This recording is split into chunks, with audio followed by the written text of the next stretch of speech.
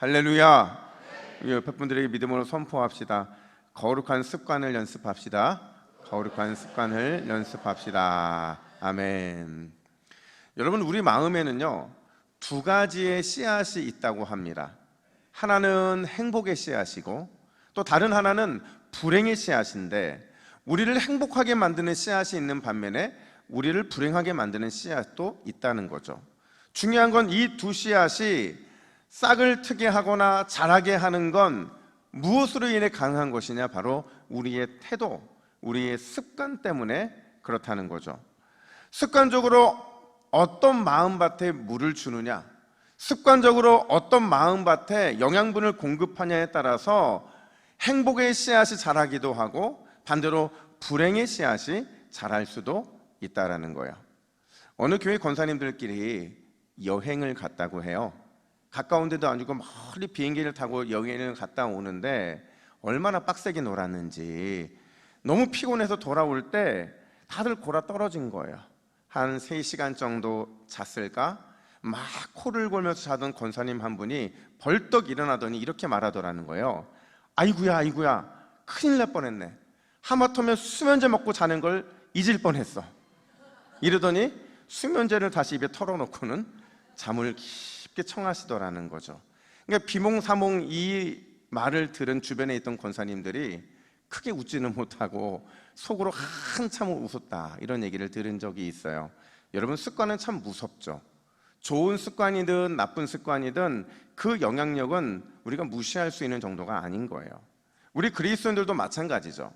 우리 그리스도인들이 어떤 영적인 습관을 갖느냐에 따라서 경건이 몸에 배어서 좋은 영적인 성숙을 가져올 수도 있지만, 오히려 잘못된 습관이 우리 몸에 배어버리면요, 믿음이 자라지 않고 심지어 성숙한 신앙의 결과도 찾아볼 수도 없게 되더라는 거죠. 그래서 사도 베드로가 우리에게 뭐라고 권면을 하느냐? 베드로가 이렇게 권면합니다. 베드로후서 1장 4절 말씀을 우리 함께 읽습니다. 시작. 너희가 정욕 때문에 세상에서 썩어질 것을 피하여 신성한 성품에 참여하는 자가 되게 하려 하셨느니라. 아멘. 이게 무슨 말이냐면, 우리 그리스도인들이 거룩한 습관을 몸에 배게 해야 할 이유가 있다라는 거예요. 거룩한 습관을 날마다 몸에 배게 만들어야 할 목적이 있다라는 거죠. 그 목적이 뭐냐? 하나님의 신성한 성품에 참여하기 위함이라는 거죠. 한번 따라할까요? 하나님의 신성한 성품에 참여하기 위해. 바로 그거죠. 하나님의 거룩한 성품, 그분의 완전한 성품을 철저하게 내 것이 되게 만들기 위해서는 반드시 거룩을 향한 그 습관을 내게 몸에 배게 만드는 과정이 필요하다라는 거예요. 그런 의미에서 우리는 한 8주에 걸쳐서 하나님의 거룩한 성품, 그분의 완전한 성품에 이르기 위해 과연 어떤 습관을 내 몸에 익혀야 하는지, 반대로 내가 하나님의 거룩하고 완전한 성품에 참여하지 못하게 만드는 그 잘못된 습관이 무엇인지를 깨닫고 고쳐나가게 하는 것이 무엇인지를 함께 살펴보고자 하는 거죠. 오늘 그 첫 시간인데요, 우리에게 익숙한 시편 23편이에요. 여러분, 시편 23편에는 다양한 별명이 있는 것 혹시 아세요? 당연하겠죠. 시편 중에서 제일 유명하고 또 시편 중에 가장 애송하는 시편이니 당연히 여러 가지 별명이 있을 겁니다. 그래서 혹자는 시편 23편을 시편 중의 시편이라고 말을 해요. 가장 으뜸되는 시편이라는 거겠죠. 또 혹자는 시편의 백미라고 말을 합니다. 그러니까 우리의 마음을 사로잡는 가장 중요한 시편이 몇 편이라는 거예요? 23편이라는 거죠. 그래서 위대한 설교자인 찰스 스펄전 목사님이요, 시편 23편을 뭐라고 평가했느냐? 가장 달콤한 시, 시편의 진주, 이렇게 평가하더라는 거죠. 그러니까 150개의 시편이 있어요. 그 중에서 가장 뛰어나고 가장 아름답고 가장 핵심적인 시편 하나를 꼽으라면 몇 편이라고요?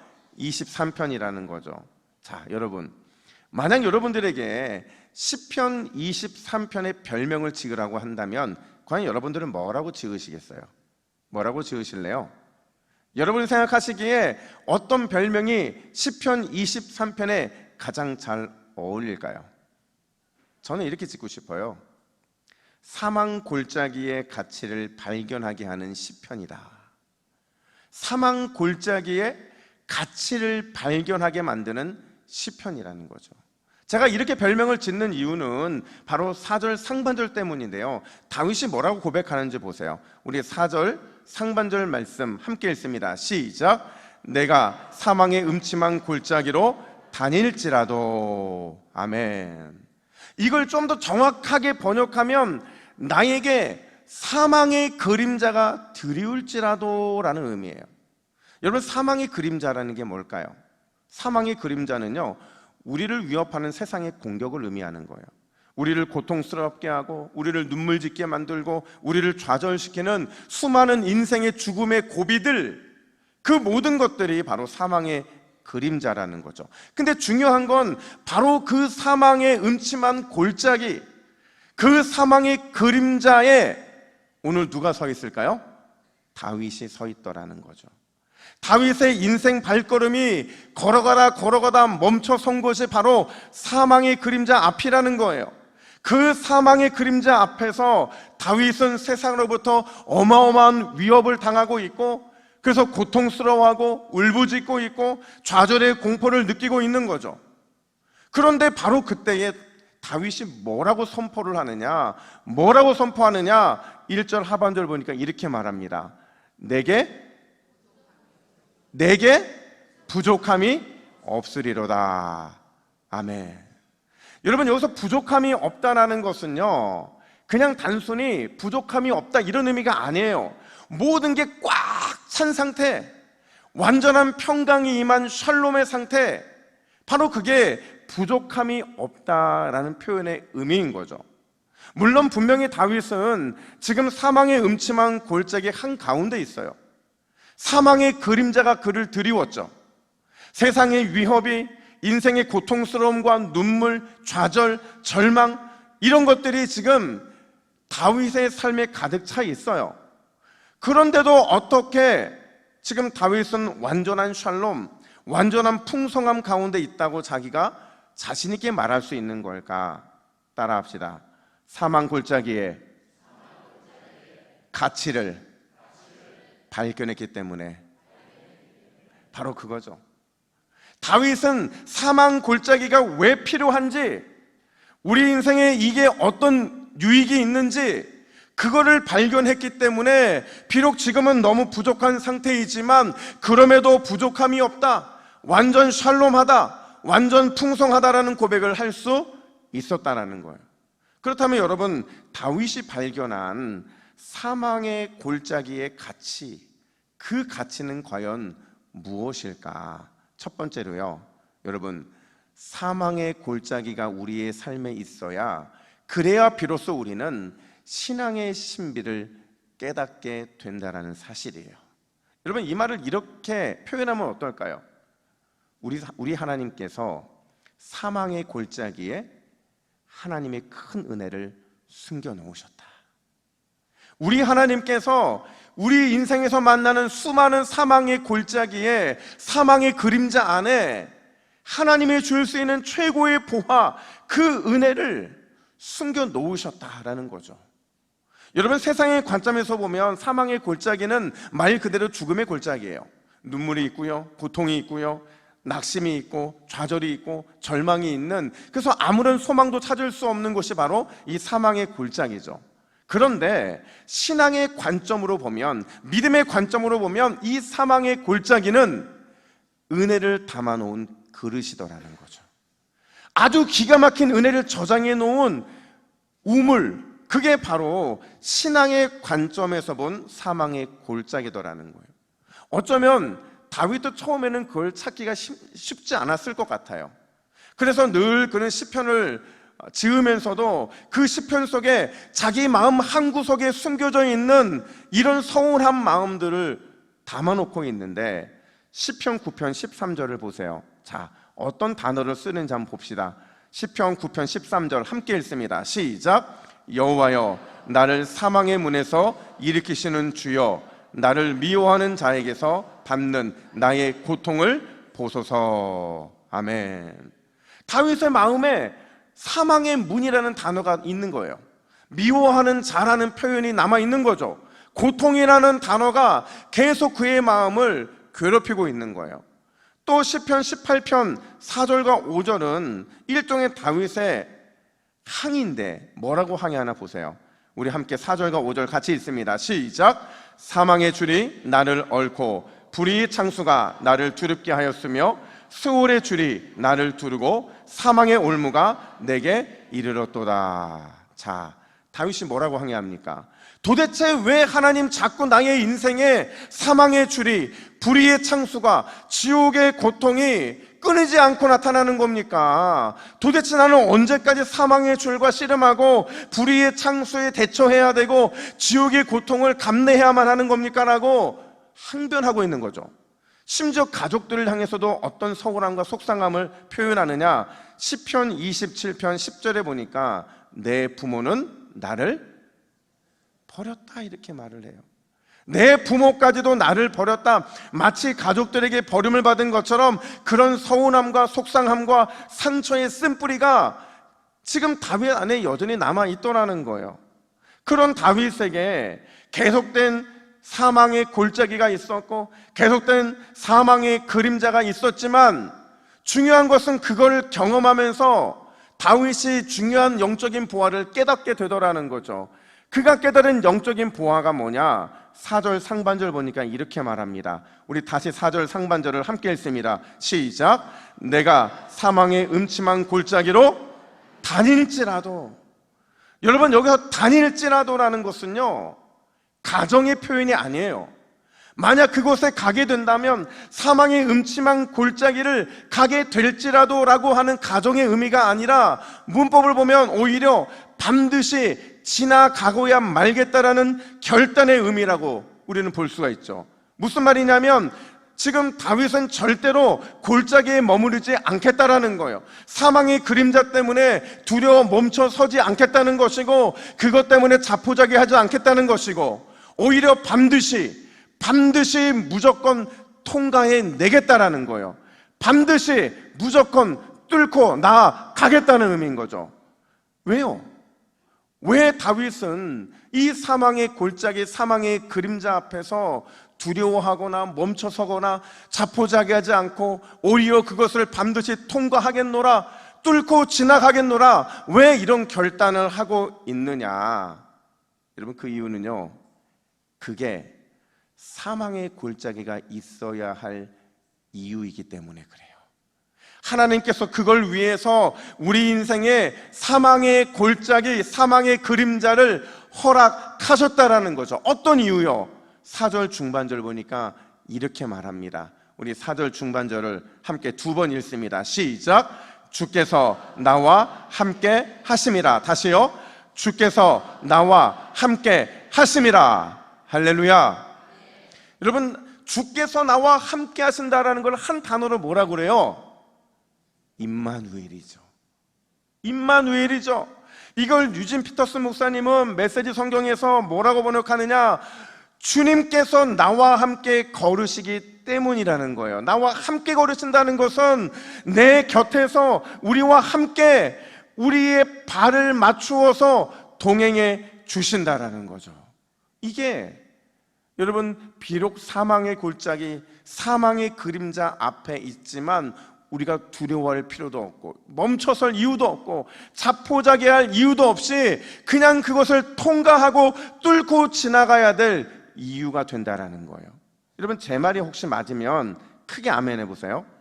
사망의 골짜기는 우리로 하여금 더욱 예수님을 바라보게 만듭니다. 사망의 그림자는 우리에게 하나님의 임재를 가장 가까이에서 느끼게 만듭니다. 사망의 골짜기는 우리 믿음을 자라나게 해서 주님의 좋은 일꾼이 되게 만듭니다. 사망의 그림자는 예수님을 우리의 페이스메이커가 되게 만들어서 끊임없이 천국을 향해 한 걸음 한 걸음 담대한 믿음을 갖고 걸어가게 하십니다. 여러분, 이게 우리가 사망의 음침한 골짜기, 사망의 그림자가 더디었다 할지라도 절대로 두려워하지 말아야 될 이유이면서 반드시 그것을 통과해야 될 그 이유가 된다는 사실을 우리는 잊으면 안 되는 거예요. 여러분, 우리 위대한 믿음의 선배들을 한번 생각해 보세요. 우리 성경에 있는 모든 믿음의 선배들뿐만 아니라 우리 인생에서 만나는 믿음의 승리자들을 보면요, 사망의 골짜기, 사망의 그림자 앞에 서지 않은 사람은 단 한 사람도 없어요. 그들 모두는 숨이 꼴깍꼴깍 넘어가는 그 사망의 그림자 앞에 서 있었고요, 깊은 한숨과 절망으로 정말 모든 것을 포기하고 싶을 것 같은 그런 사망의 골짜기 한가운데서 서 있는 것을 경험했고 숱한 위기를 경험했던 사람들이었어요. 근데 놀라운 건 뭔지 아세요? 그들은 숨이 꼴깍꼴깍 넘어갈 것 같은 위기를 경험했고 실제로 깊은 한숨과 절망으로 모든 걸 포기하고 싶은 그 욕망이 사로잡혀 있었지만 실제로 숨이 넘어갔을까요? 넘어간 적이 없어요. 숱한 위기를 경험했지만 그들은 모든 걸 포기하고 싶었지만 포기한 사람이 한 사람도 없더라는 거죠. 왜요? 임마누엘 때문에 그렇죠. 하나님이 주께서 나와 함께 하심의 그 은혜 덕분에 그들은 비록 사망의 골짜기에 있고 사망의 그림자 앞에 서 있다 할지라도 그곳에 머무르거나 좌절하는 것이 아니라 그것을 뚫고 나아가게 되더라는 거죠. 주님께서 나와 함께 걸어가시기 때문에 그 동행 때문에 그들은 결국 믿음의 승리자가 되더라는 거예요. 더 나아가서 4절 하반절은 우리에게 이렇게 말하죠. 주의 지팡이와 막대기가 나를 안위하시나이다. 주의 지팡이와 주의 막대기는 보호를 상징하죠. 훈육을 의미해요. 때로는 맹수나 또 외부의 위협에 대항해서 우리를 보호하는 도구이기도 하고 때로는 우리로 하여금 바른 길을 가도록 교훈해두는 그 훈육의 도구이기도 한 거죠. 그래서 결론이 뭐냐면 나를 안위하신다는 거예요. 내 마음이 든든하다는 거죠. 그 어떤 사망의 그림자도 그 어떤 사망의 골짜기도 나에게 플러스가 되게 할 뿐이지 절대로 마이너스가 되게 하지 않으실 것이라. 이 믿음이, 이 확신이 그 골짜기를 지나가는 사람의 믿음이 되어야 하는 거예요. 나원기 목사님이라는 분이 계세요. 그분이 쓰신 책 현대인을 위한 영혼의 치료제라는 책에 보면 이런 얘기가 등장을 합니다. 어떤 주일학교, 교회학교 선생님이 계셨어요.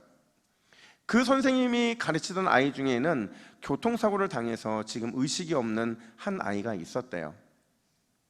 죽음의 문턱에 있는 아이를 위해 뭘 도와주면 좋을까 고민하고 또 고민을 하다가 아주 중요한 한 가지를 선물해 주기로 결단을 합니다.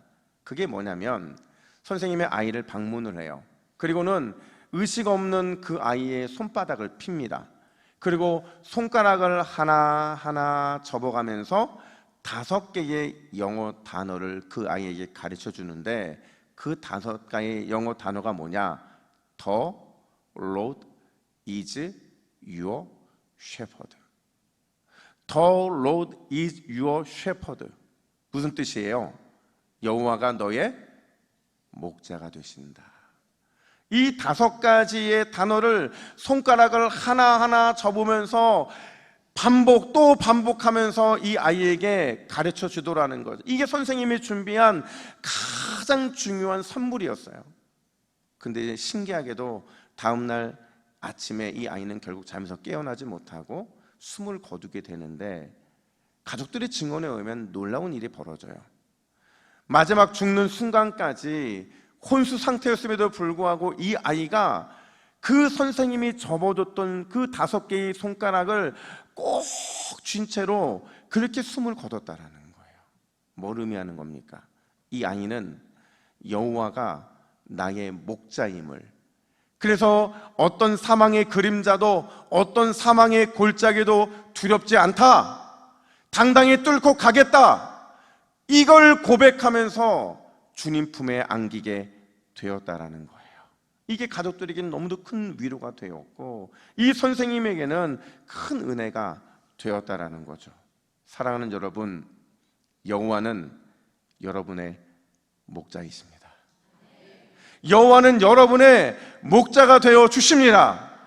이걸 습관적으로 고백하라는 거예요. 마치 여호와가 나와 아무런 상관이 없는 사람처럼 그렇게 살아가는 것이 아니라 매 순간마다 여호와가 나의 목자가 되어 주셔서 그분이 임마누엘 하시고 나의 발에 맞춰 보조를 맞춰 함께 걸어가심으로 그 어떤 사망의 그림자도 그 어떤 사망의 골짜기도 두렵지 않다, 당당히 나는 뚫고 가겠다라는 그 고백을 가지고 살아가야 한다라는 거죠.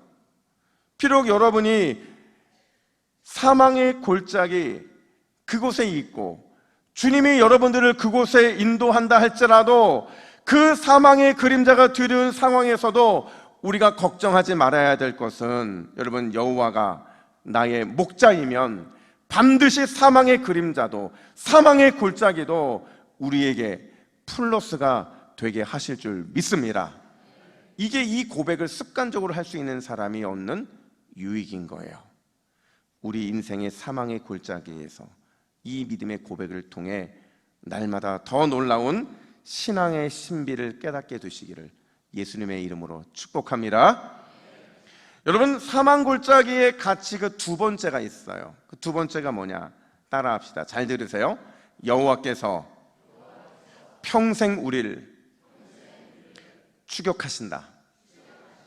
자, 여러분, 오늘 본문을 구조적으로 보면 두 장소로 딱 구분이 됩니다. 1절부터 4절에서는 문 밖의 이야기예요. 외부의 이야기죠. 그리고 5절부터 6절은 장소가 바뀌어서 집안이에요. 내부에서 일어난 일이죠. 자, 질문. 여러분, 왜 다윗은 이 시편 안에, 하나의 시편 안에 문 밖과 집안, 외부와 내부를 함께 언급해주고 있는 걸까요? 그렇잖아요. 그냥 외부의 조건을 통해서도 충분히 찬양할 수 있고 내부의 조건을 통해서도 충분히 찬양할 수 있는데 왜 내부와 외부, 안과 밖을 함께 언급해주고 있느냐? 무소부재하신 여호와 하나님께서, 무소부재하신 여호와 하나님, 안 계신 곳이 없는 그 하나님께서 언제나 우리를 추격하고 있음을, 언제나 우리를 쫓아오고 계심을 잊지 말라는 거예요. 늘 기억하고 또 기억하라는 강력한 메시지를 주기 위함이라는 거죠. 그래서 다윗은 의도적으로 6절에서 한 단어를 쓰고 있는데 그게 뭐냐? 우리 6절 상반절 말씀을 같이 한번 읽어볼까요? 시작. 내 평생의 선하심과 인자하심이 반드시 나를 따르리니. 아멘. 여기서 따른다라는 라다프라는 단어는요, 추격하다라는 의미예요. 마치 맹수가 또 대적이 그 먹잇감을 쫓고 추격하듯이 여호와 하나님께서 우리 인생을 맹렬히 쫓고 추격하고 계신다라는 거죠. 근데 여기서 이 추격은요, 부정의 의미의 추격이 아니에요. 잡아먹히기 위한 추격이 아니라는 거죠. 시편 23편의 6절에 이 따른다라는 이 표현은 긍정의 추격인데, 그래서 어떤 신학자는 뭐라고 말하냐면 참 기분 좋은 추격이다 이렇게 말을 해요. 참 기분 좋은 쫓음이다라는 거죠. 그렇다면 여러분, 어떤 기분 좋은 추격이 우리를 열심히 쫓고 있느냐? 선하심이죠. 인자하심이에요. 여러분, 선하다는 건 히브리어 토브죠. 토브. 하나님의 좋으심, 하나님의 선하심, 하나님의 아름다우심, 하나님의 친절하심의 그 성품, 그게 저와 여러분들을 날마다 추격하고 있다는 거예요. 도망가려고 노력을 해도 도망갈 수 없다는 거죠. 왜냐하면 하나님의 좋으심, 하나님의 선하심, 하나님의 아름다우심과 친절하심의 성품은 언제나 우리를 추격하고 있기 때문에 우리는 그걸 벗어날 수가 없는 거예요. 그럼 인자하다라는 건 뭘까? 이게 히브리어로 헤세드거든요. 하나님의 조건 없는, 하나님의 제한 없는 사랑이죠. 이건 역시도 날마다 이 인자하심이 우리를 추격하고 있다는 거예요. 아무리 하나님의 조건 있는 사랑을 우리가 받으려고 애쓰고 몸부림쳐도 소용없다는 거예요. 왜냐하면 하나님의 조건 없는, 제한 없는 사랑이 이미 우리를 쫓아와서는 우리를 덮어버리기 때문에 그런 거죠. 그 관점으로는 6절을 다시 재번역하면 이렇습니다. 좋으신, 넘치는 사랑을 베풀어 주시는 여호와께서 내가 사는 날 동안 그 좋음, 그 사랑 베풀어 주시기 위해 나를 쉬지 않고 끊임없이 추적하신다. 쉬지 않고 끊임없이 나를 추격하신다. 여러분, 그렇다면 어디까지 추격해 오시느냐, 어디까지 쫓아오시느냐, 오늘 본문의 핵심이죠. 여러분, 우리 주님께서 어디까지 쫓아오셔서 그분의 좋으심과 그분의 사랑을 우리에게 베풀어 주시기를 원하시느냐? 우리의 가장 은밀한 곳, 우리의 가장 개인적인 곳, 바로 집안이죠. 내 방 안까지 쫓아오셔서 그 좋으심, 그 사랑을 베풀어 주시더라는 거예요. 놀라운 건 그랬더니 그 결과가 뭐냐? 5절은 이렇게 말합니다. 우리 5절 말씀을 함께 읽습니다. 시작. 주께서 내 원수의 목전에서 내게 상을 차려주시고 기름을 내 머리에 부으셨으니 내 잔이 넘치나이다. 아멘. 여러분, 다윗도 목자였던 때가 있잖아요. 지금 시편 23편은 많은 학자들이 그의 인생의 말로에 썼던 인생의 결론이라고 말하지만, 과거의 목자였던 다윗, 그가 자신의 경험 속에서 어린 양을 되찾았을 때 기쁨으로 양을 품에 안고 머리를 쓰다듬고 상처에 기름을 발라 치료해 주었던 것처럼, 이제는 여호와 하나님께서 인생 골짜기로 신음하는 다윗을 위해, 인생 수고와 고통으로 깝깝해함을 느끼고 있는 다윗을 위해 그 머리에 향기로운 기름을 발라 위로해 주시고, 그가 들고 있는 잔에 포도주를 가득 넘치게 하여 주심으로 마실 때마다 기쁨이 충만하도록, 누릴 때마다 풍성한 은혜와 사랑이 누려지도록 해주고 계신다라는 믿음을 선포하고 있는 거죠. 사랑하는 여러분, 우리 하나님은 참 좋으신 나의 하나님이신 줄 믿습니다. 참 사랑 베풀어 주시는 정말 은혜의 하나님이신 줄 믿습니다. 왜요? 왜 우리 하나님은 참 좋으신, 참 사랑 베풀어 주시는 은혜로운 하나님이십니까?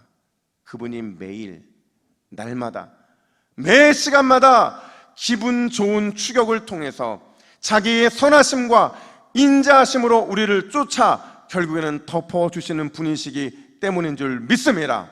심지어 그것이 우리의 일터라 할지라도, 그것이 우리의 가장 은밀한 가정의 한 방이라 할지라도, 그것이 우리가 당하고 있는 피할 수 없는 고통의 현장이라 할지라도, 여러분, 우리 하나님은 그 장소와 상관없이, 그 상황과 상관없이 반드시 우리의 삶을 쫓아오셔서 참 사랑과 좋으심의 은혜와 복을 반드시 허락해 주실 줄로 믿습니다. 제가 최근에 한 CCM 가수의 간증을 들은 적이 있어요. 그리 유명한 CCM 가수는 아닌데, 제가 이 간증도 풀로 들은 건 아니거든요. 근데 이제 이 간증의 스토리를 쭉 듣다 보니까 이 자매가 아주 치명적인 질병에 걸려 있는 거예요.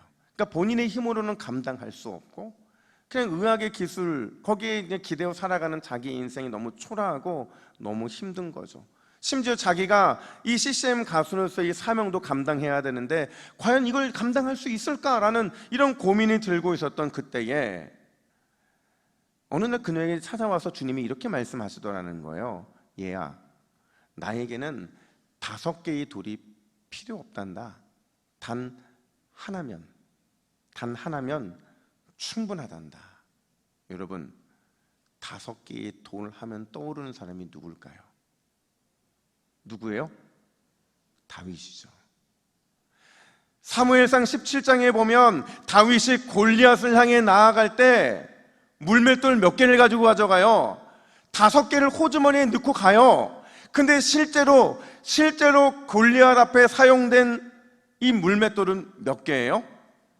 5개가 아니라 1개뿐이라는 거죠. 단 하나만으로도 충분하다라는 거예요. 여러분, 여기서 단 하나의 물매가 뭘 의미하는 걸까요?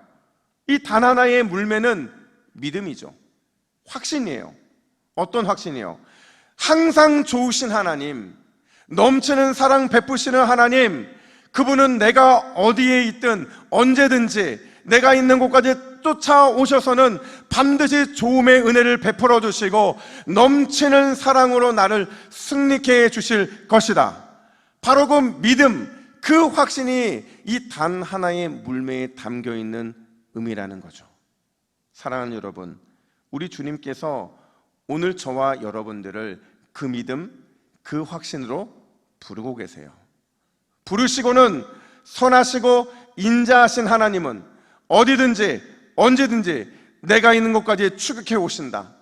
끝까지 쫓아오셔서는 그 선하심과 인자하심을 내 삶에 덮어버리신다. 여러분, 그 믿음, 그 확신이면 충분한 줄 믿으시기를 축복합니다. 이것이 이것이 우리의 습관이 될 때, 이것이 습관적인 나의 고백이 될 때, 강력한 단 하나의 물매의 역사는 우리의 삶에 나타날 수밖에 없는 거예요. 여러분, 그 믿음과 확신으로 이번 한 주도 사망의 음침한 골짜기, 사망의 그림자와의 싸움에서 승리하시기를 주님의 이름으로 축복합니다.